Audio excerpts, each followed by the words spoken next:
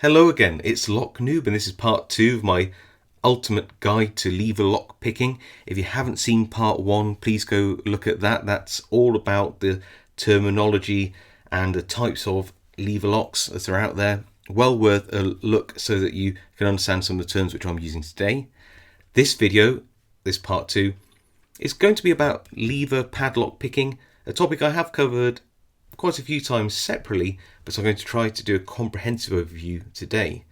Why have I chosen lever padlocks to focus on today? Well, modern lever padlocks are a great place to start learning levers. They're normally a little bit more simple and normally don't have any false notches or false gates in their levers, and they're an awful lot of fun to pick. And you can pick them in a number of different ways. We're going to explore those ways now.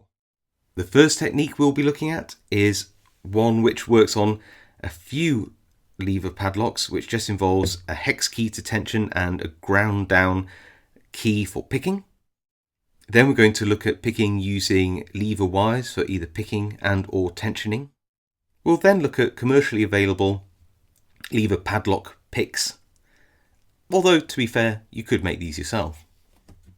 And last, but by no means least, we'll have a quick look at 2-in-1 picks. And I have a couple which are bespoke made and commercially available in my hands here. Throughout this video, we'll use this plastic fronted padlock as an example of how to use each of those techniques. It's a very simple padlock, this one, based on the Old English lever lock style. This one only has 3 levers in it, but it works very, very well to show you what's going on as I use each of those techniques. You'll see that there are no pockets. There's not really any gating, but there is a lever bar and, of course, the bolt stump attached to the bolt mechanism which hooks through the shackle of the lock here. So you can see the lever bars which need to be lifted over the bolt stump to the right height so that the bolt can retract, and this mechanism here, the bolt mechanism, can release from the hook at the end of that shackle. So for Old English padlocks, the easiest way to actually open these is to use a technique to put direct pressure on the bolt itself, but not in the keyway. And what you do is you would put something down the side of the shackle and then push it against the bolt mechanism here using one of the screws that go through either side of, or rivets that go either side of the lock as a pivot point. Surprisingly, actually effective way to do it. Only downside of this technique is you cannot re-lock it. So once you've unlocked it, that's it. It's always good to use, for this lock anyway, is a ground down version of the key. Because I don't have the bow this key, I'm just going to put it in a little clamp like this so that I can turn it more easily in the lock. And then we try to unlock it. We put this small hex key down the side, we push on the bolt. I'm going to put a finger there just to brace the lock. And what I'm going to do is I'm just going to use the key as a pick, using the drill pin on the inside of the lock as a way to guide this pick back and forth. So what I'm doing, of course, is just going to test each lever to see if anything's binding. And yes, there's some movement on lever 2. Nothing on lever 1 there. And yep, here we go. We have picked it. Sometimes you might need to just go in and give it another little shove with the hex key to get a full open, but there we are. So this is one of the simplest ways to get into Old English style padlocks, of which there are many variants, probably most famously this Squire 660 and the 440, which is a bit smaller. If you don't have a padlock with a drill pin, so you don't have the luxury of being able to grind down a key, or indeed you don't have the time, then you might want to make yourself a pick wire to pick this type of lock. And this is some 1.6mm wire which is just bent into an L shape. I put a gentle curve on the end, but you don't need to, and filed to round off the edges. Then you can use the same technique on either of these two locks by applying tension and putting the pick wire in, and then using that to lift these levers individually instead. So that's lever 2, lever 3, and lever 1. I think we picked it. Might just need an extra little bit of a nudge. There we go, to fully throw that bolt. There we go. And we have an open. And that will work just the same with this lock by putting this down the side of the shackle and using the wire to pick the levers just the same, like this. But what if you can't use those techniques on another type of lever padlock, the same way in which you could for these old English style padlocks?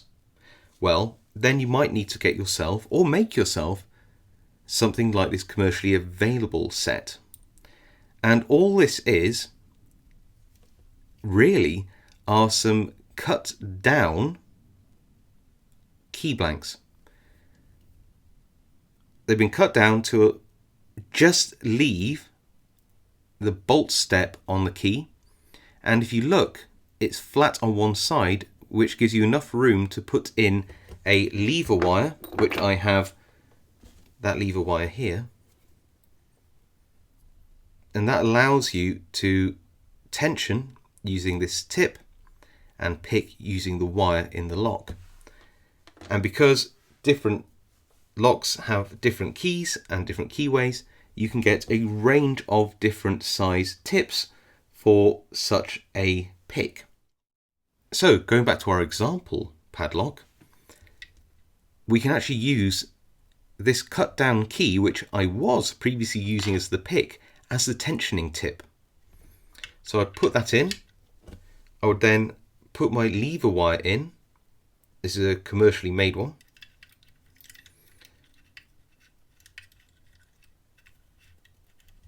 Make sure that I rotate the wire around with the tool. I get tension. And these kits usually come with a range of tension tips, so you can choose the right one for the right lock. Put tension on, of course, clockwise to open. And then I'd be finding the binding lever, not 1, not 2, 3, 2, and 1, and we're open all the way. And of course, you can pick it closed again. I'm just going to get this wire out and I'll show you how to do that. And what you'll need to do sometimes is actually tension it first and then feed the pick wire in. That's why these are normally made of 1.6mm music wire or less. So I'd feed it in like that and rotate it round. And then, whilst I am tensioning counterclockwise now, I'll be just lifting the levers up using, that's a lever 1 now, binding first, lever 2, there we go, lever 2, and lever 3, and I think we've got an open, almost. We would have a close, sorry, not an open, apart from the shackle is actually stopping the bolt from going into the hook. So I need to push it in a little bit higher, there we go, and now it throws the bolt all the way around. Perfect. So there we go. So the traditional way of picking lever padlocks would just be to use wires. What do I mean by wires? Well, I literally mean wires, bent music wire.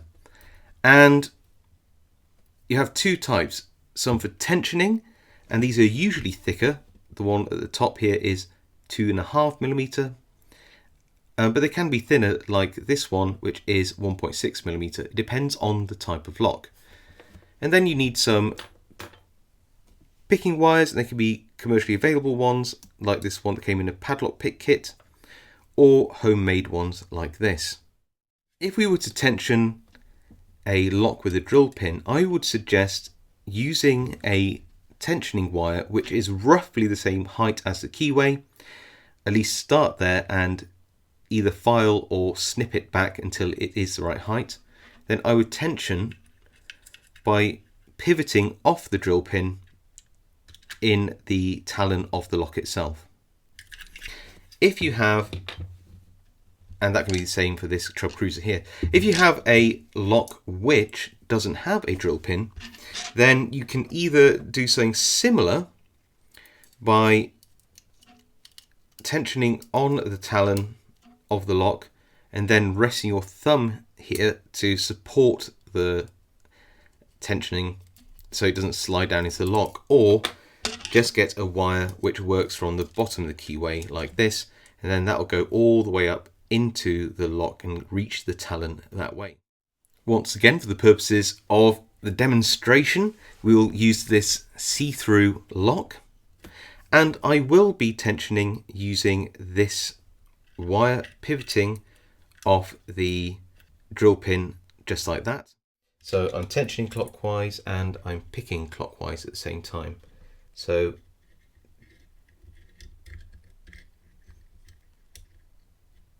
I'm going to rest the wire on the tip of my finger to give it some support.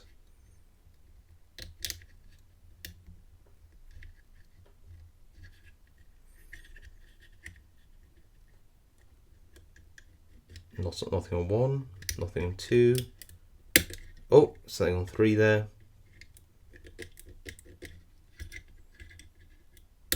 And we have an open.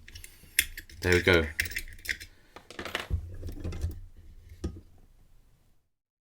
Lastly, we'll be looking at 2-in-1 picks. Now, 2-in-1 picks are incredibly useful because they are hard wearing, you get great feedback, you don't have to make your own wires and tensioning tips and worry about whether it's right for each lock and all those other worries. However, they are very expensive. They can go from about £50 to a few £100 each, depending on whether they're commercially available, who they're made by, etc, etc. They would naturally go into a lock. The first tip is a tension tip, and that's designed to put tension on the bolt talon, and the second tip is just a pick, really, a bit like that cut down key that we used earlier in this video.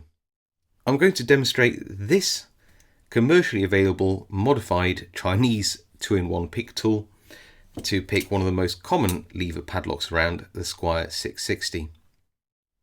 So we have the Squire Old English in the vise.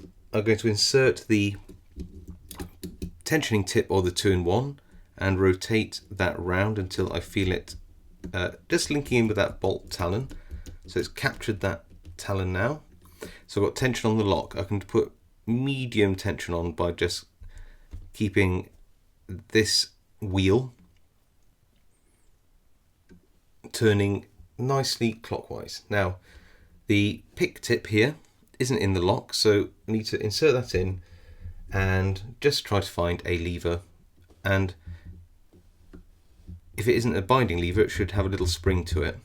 Okay, and then what we do is just gently go from lever to lever where it feels like it's resisting, it's binding, and just needs to be pushed up slightly. Don't try to lift the levers all the way at the same time, just gently. There you go, that's 4. Just gently nudge them.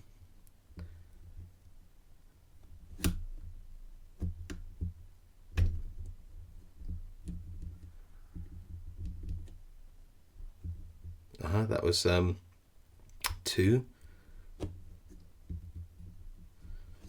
Back to the back again.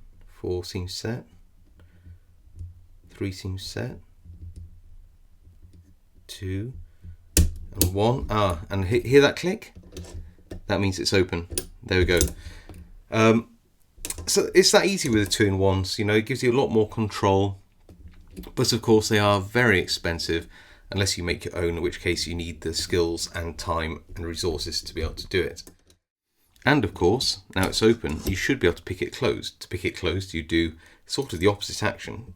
You put the tension tip in and you'd rotate it now, not clockwise, but anti-clockwise until you felt it that's it, grab the talon. But you'd still be picking the levers in the clockwise direction. So you'd just be picking the levers again, but the bolt would be going this way from right to left instead of left to right on the open.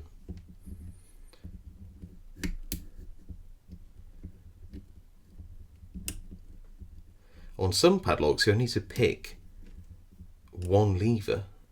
In these, I believe, you've got to pick all 4.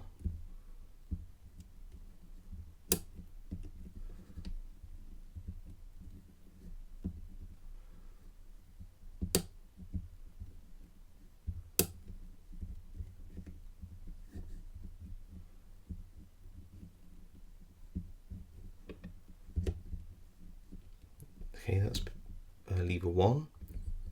Lever 4 set now. And I think we got it. Lever 2. Yep. Fully locked up. So that is the advantage of these 2-for-1s. They can pick both ways relatively easily. So there you are. That's what I think is a comprehensive run through of all the major techniques of how to open up lever padlocks. Of course, we've been doing lots of demonstration on this easy padlock here, but so lots of the same techniques can be used on gigantic locks like this Chubb Cruiser here, and of course anything in between. I would really encourage you to start with lever padlocks because you still learn an awful lot about lever lock picking, tensioning, lever lifting and tool making, while not having quite the level of complexity some of the standard mortice house lever locks can give you. Okay, I hope you stay tuned for the next installment, and I'll see you next time.